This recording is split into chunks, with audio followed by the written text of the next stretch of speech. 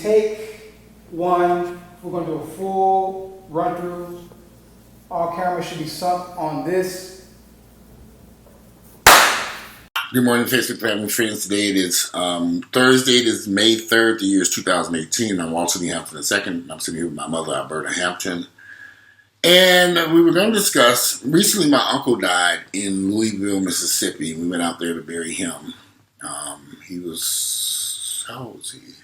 86. He was 86 years of age. So while we were driving through Mississippi, myself personally, I think there's a better quality of life in Mississippi versus the city of Atlanta for many blacks.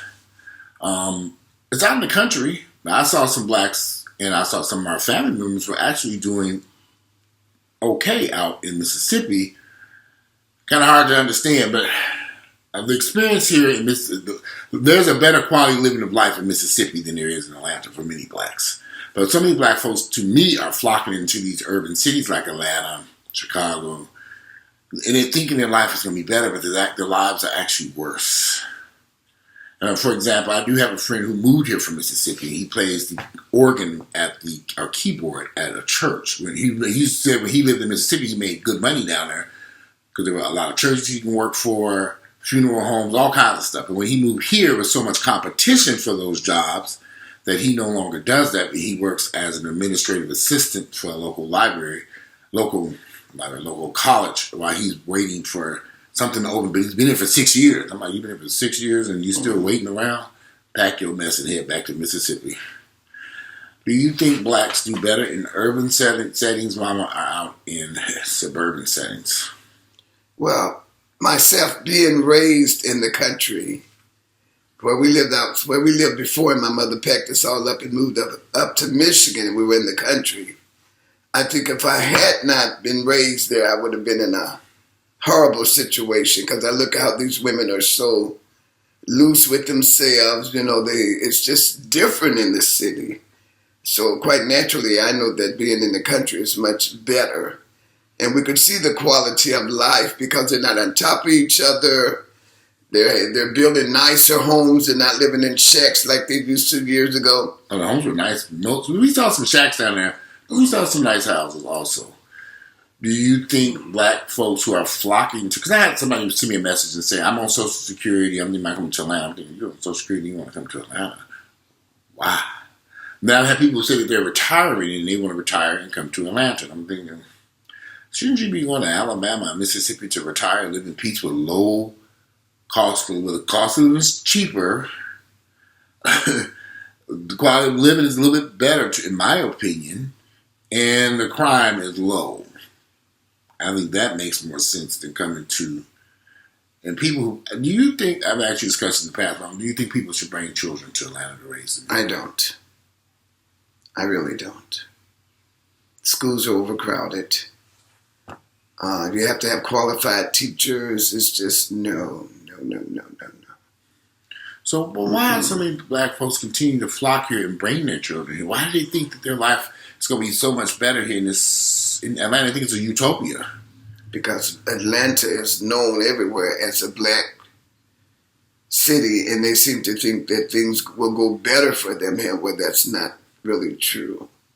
Even when we moved to Atlanta in 1986, we moved to Clayton County, we come to find out they didn't even want blacks out in Clayton County. And now look at it today. And we weren't even accepted in their schools. Now it's all black out in Clayton County.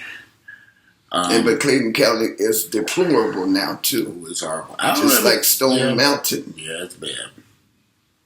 It's bad. Because we have to have places we can't... that's why they started tearing down the... Well, that's what I was asking you about, these urban settings versus suburban settings. Should blacks continue to congregate among other blacks in large groups? People are coming to Atlanta because it's black. So they come in here, they bring in their family, uncle, aunts, everybody. We're going to go to Atlanta because it's a black progressive. That's what they think. They're deceived. I meet a lot of people coming here from somewhere else. They don't have jobs, they're homeless, they're this and that. Got to go to churches to be fed and all that. No. Okay. If you can go, would you tell somebody who's living in Mississippi to stay in Mississippi? versus come here to Atlanta? Well, a lot of those people that live in Mississippi, they educate their children. They go to college, they get degrees, they have good jobs. Now, they would have to, I think you told me you talked with someone with a good job. It's your cousin. Yeah. Mm-hmm. And he was thinking about moving here, but after he found out that he was not going to make as much money as he's making there, he knew better than to pack his kids up and to come this way. So, you got to know what you're doing when you check out Atlanta. But they're flocking here in droves, still coming to this city.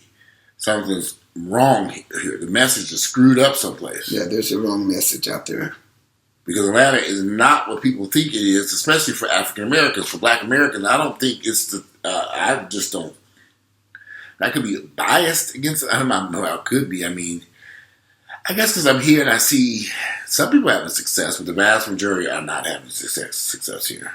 Mm-hmm. And there's no sense of lying about this. Mm-hmm. Atlanta is a place that you are going to come to struggle. So why not go someplace that's a little bit smaller, a small town?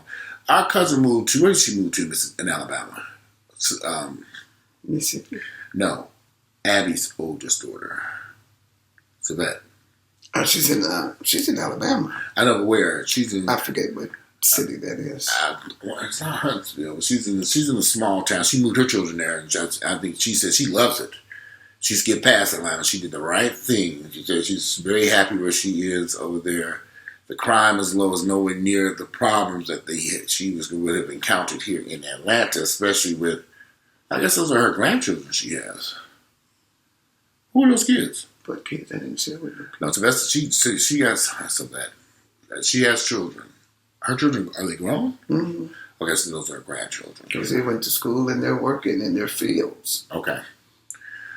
Yeah, I don't think Atlanta, if you compare Atlanta to places out in the country, Mississippi, Alabama, Tennessee for that matter, I think you're better off there. I think Chattanooga might be better off than Atlanta. It's the smallest city on there, and Chattanooga does get real winter weather. Other than the weather, do you think some people should remain up north?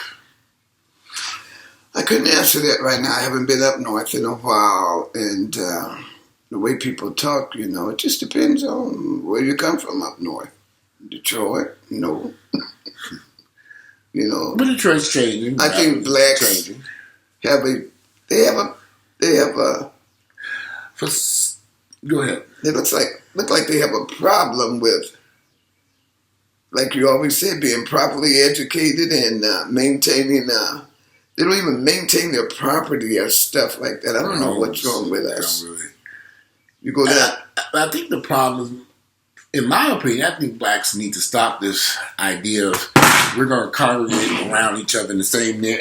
Like everybody black was moving to Stone Mountain. Everybody flocked out to Stone Mountain. Look where they went down a hill. Instead of us chasing after each other, why not spread out? Why not live in different environments? Why choose a predominantly black environment? A lot of people say they want to come to Atlanta because they want to move here because of the culture and the black community. To me, it just doesn't make sense. I'm thinking culture. Okay. But is that what lured you to Atlanta? Well, you have to remember when we came here 30 years ago was a big difference. We were able to get more than one job. Oh, yeah, jobs were plenty. And rent was extremely low. It was cheap. Gas was cheap. Yep, it was. So it was a whole different life. There are still cities like that, Mom. That's what I'm trying to say. There are still cities like that, but they're not these big urban cities. You got to go to small little places, small towns. Like, for example, I happen to myself personally, I like Montgomery, Alabama, where they just opened up that new civil rights community. And I don't know what the schools are like in Montgomery, Alabama. I don't have no children. Thank you, Jesus, because I've been born there anyway. So I don't know the school. I've been to Montgomery, and I've actually looked at some real estate in Montgomery, Alabama. I like Montgomery, Alabama. I can see myself living in Montgomery, Alabama. But again, I don't have any children to deal with the school system with over there. I'd probably be sitting at home doing what I'm doing right now, making a YouTube video. Since I work from home. So I wouldn't be out there. I mean, I'm not on club or nightclub or party or go places. I mean, I'm right here in Atlanta. On a Friday night, I am in this house around 7, 8 o'clock and don't leave here until 7, 8 o'clock the next morning. I know one thing. If you decide to move, you better get your children out while they're young. You don't wait till they get into their teen years and pluck them up and move somewhere in the country, or it would be a nightmare for you in there. So you would start Take them.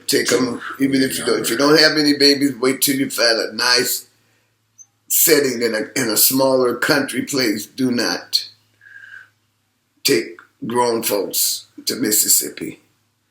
They won't be there long. So take my so if you're gonna start a family, then it's best to head on out to the country. Then start. Absolutely. You see how the other races do. I don't know why we think that city living is so good for us. It's not working out for us living in these urban areas for some odd reason. Children have an opportunity to grow and to have gardens and things. They learn so much in the country than city living. People are talking about the HIV being spread. It's so because look at these women and these young men and walking around in the city. All they know is sex. Very sexually active. I mean, you're right. That's all they do know. That's all they do know. They know nothing about working.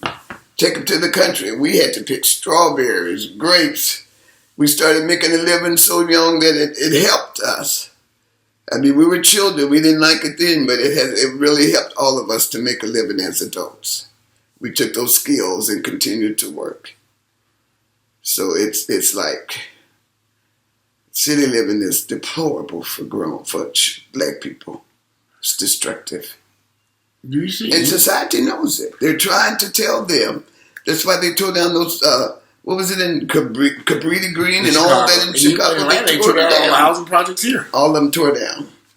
Didn't work out too well. Because they knew it didn't do for us to congregate together. We didn't get anywhere with that congregation. Should black folks be looking, if you're moving to a different city, should they be looking for cities with large black populations or smaller black populations? It's better for them just to go on out, be by yourself, go in town, pick up your groceries on the weekend. Seriously. I agree with you. Because we just don't influence each other in the right. I don't know if you saw the news recently. There was something that happened over here recently where at the airport again, they went out there and last night, or night before last, a 13-year-old girl, two girls, 13 years of age. Still in those cars. They carjacked a woman's car at the airport. They beat her up. They got to open up her car. But ma'am, do you know where? And she wrote down, yeah, what time? And they start beating her ass, beating her, and then open up the door and pull her out the car and drove 13 years of age. Hmm. Now they didn't charge these girls with all kinds of crimes. That's what happens in every city. Everybody's aware of the city living. At 13 years, two girls still bringing their children into city living. I don't understand it. Like we were passing through Mississippi, we saw mothers and fathers and out cutting the lawn, and she was up there with the children in the driveway. Different lifestyle. And they looked so peaceful. Versus the chaos and confusion here in Atlanta. Or any big city, Detroit, Chicago, Gary, Indiana, all of them, even up there in New York. They're complaining, Jersey, everywhere. Blacks have got to stop congregating together. Because if it'd be different if we didn't have a problem with our mentality. We don't know how to love each other. That's one issue. And we don't have to believe in team, working as a team. Something's wrong with their culture. Because they're not trained to do that. Yeah. That's training. We're not trained to work together. We're trained to be against each other. That society has worked that in for us. You know, you always hear about our problems, but very seldom you hear about the other man's problems. But ours are always thrown up in our face. I agree. So I really, I'd have to move to the country to see what it's like now to really speak for it. Although it looked very inviting. It did. Very inviting. We were going to those little small towns. They were so cute. We were just passing through. They were little small. And I'm not saying that. When I say quality of life, I'm referring to the housing is cheaper. The food is cheaper, the gas is cheaper, your utilities everything's cheaper because the cost of living is just cheaper out in these places. Versus Atlanta, with these high water bills, you know, gas, you need a car. You must have, of course, out of the country, you need a car too. But at least out there in the country, you ain't sitting in 2 hours worth of traffic trying to get back and forth to the grocery store. That makes a huge difference. How's the traffic been treating you lately, Mama? Oh, I hate the traffic. It's horrible in this town. To try to figure out ways to get around it, you know. It's good luck. I said I'm gonna start taking the side streets instead of being on the main streets. I have all my little shortcuts all figured out. I get over there. I'm like, oh, here we go. They didn't find my shortcut. Cars backed up for 5 miles. All I see is red lights. I said, okay. When these shortcuts is over, you might as well just stay on the highway. The traffic has intensified in Atlanta over the past few years. Unreal. It has gotten much, much, much worse than what people think.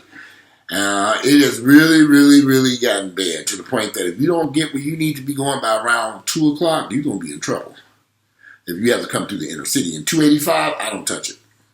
I don't get on 285. It's very rare I ride on 285 because 285 is just too much traffic and confusion. So if you live in the country, you don't have to go through all this mess. A car could last longer.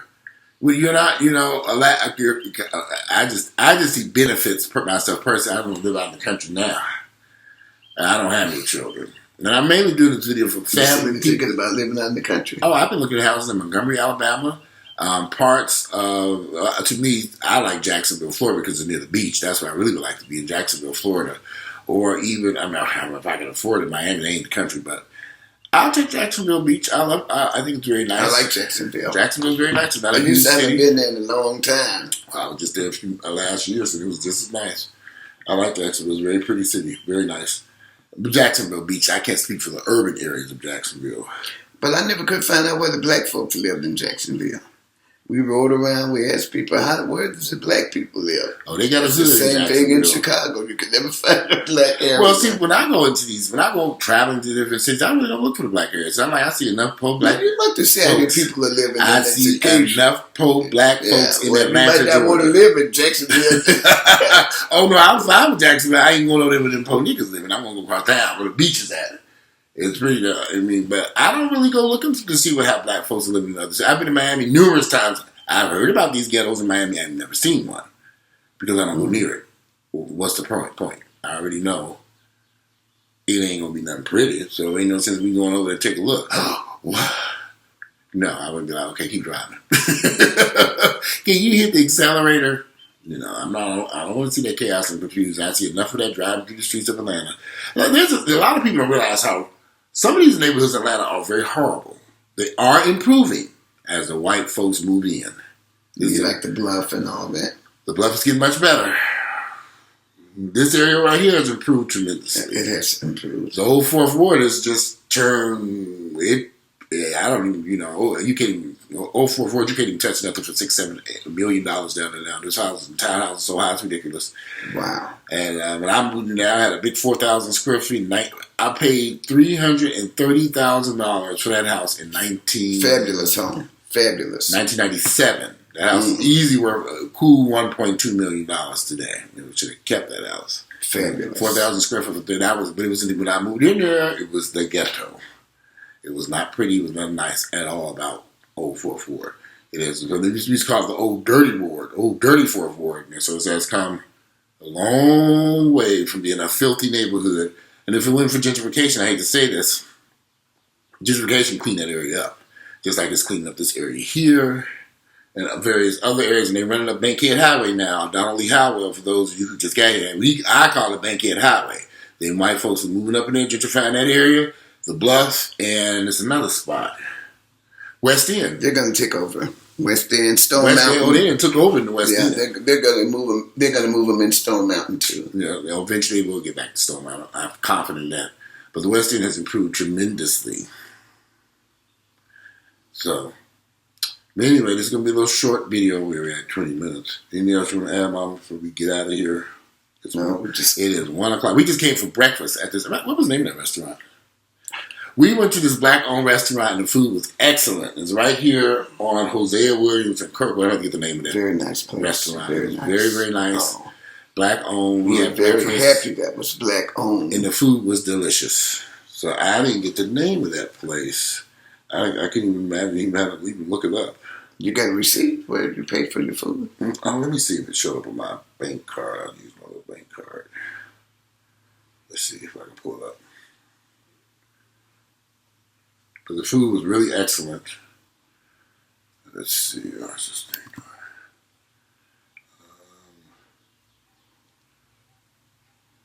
And they had so many men and women. Le Petit March. That's it. Le Petit March.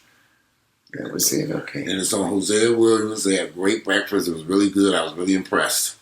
Little cute little place too. It was so nice. Very nice place. It was my black owned. God. And you should have saw the black men and the black women in there working. It was so nice. Very, very nice place. Yes. I did not know that black folks own that place. Now I know. I will be going there more frequently. I'm always going to support my black-owned businesses. We have so few of them. I will go out of the way. Now that that place right around the corner, breakfast is my favorite meal of the day. I'm going to run over there, give me some breakfast, and bring my behind right on back. And we enjoyed the food. You had pancakes. I had the French toast. Yeah. How'd you like the pancakes? I like the pancakes. I like it. They weren't stingy with the food. A lot of times you think when you go in a black restaurant, you might get one egg instead of two scrambled. They had a lot of food. They had a lot of food. Yeah, we left food on our plates. Sure so did. much. There was a lot of food. It was. It was nice. Very We nice. need this. You know, all those young, I stood there amazed at how many young black men were working. Yeah. We walked through that door. I said, yeah. They created jobs. And opportunities. And the food was excellent. It was. And the place was clean and immaculate. Oh my God. And the customer And we service. forgot to look at the back. The girl told us. She wanted to go back and see what we were getting out She of said it. it was beautiful back. And the customer service was great. It was. It was very nice. And the owner was sitting right next to us. there. It was great. It was great. I meant to introduce myself before we left out, but we got up and went out the side door. I love meeting people that improve our way of living. They were improving our It was way. very nice inside. I was very, very impressed. They have an outdoor patio. The food was excellent. I liked it. I was very, very, very impressed. And they always have crowds of people there too. Always. It's always a bunch of folks in line outside. And the most of restaurant. them be white. That's the reason why I never went, because I was there to drive by, so I ain't got time to wait in line. But now I know what I know. Not saying I just strongly believe when you find black-owned businesses that are run good, You should support them. I go out my way to go to Mr. Everything, because his food is everything. And I go there and support his restaurant, and I go down to the West End. So I put those places in my mind when I'm hungry, so let me go and grab me something to eat. But we're going to conclude this video because I got to take a shower. I ain't even had a shower today yet. And I'm going to get out in the shower and figure out what I'm going to get. I got to run to the post office and some other stuff. Okay. Anything else you want to say, Mama? No, I'm quite happy with what we accomplished today. Okay. All right, so today it is Thursday, is May 3rd. The year is 2018. And I'm Walter B. Hampton II. This is my mother, Alberta Marie Hampton. And we're out of here. You all have a good day. Thank you. Bye-bye.